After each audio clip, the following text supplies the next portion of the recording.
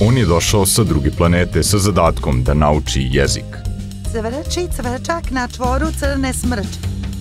Ima pomoćnika kojemu je istovremeno i domaćin.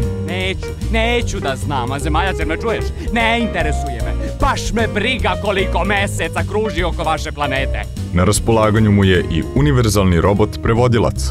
Idemo mi sada da uzmemo par kobaja. Molim? Kobasica. Klobasa.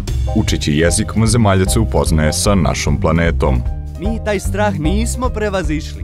Mi naše strahove volimo. A šta ste vi uspeli da postanete od početka sveta na ovamo? Kućni ljubimci. Razumeš? Zlatna ribica pliva, papagaj priča i to ti je mnogo bolje nego bilo šta na televiziji i na internetu. Istovremeno i mi učimo o planeti sa koje je došao vanzemaljac.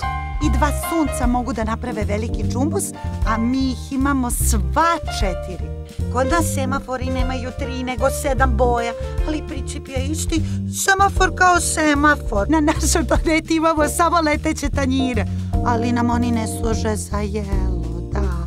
Lako zamenljiv ton i grafika omogućavaju da se serija može koristiti na bilo kom jeziku za učenje bilo kog jezika. U akvarijum ćemo da stavimo zlatnu ribicu.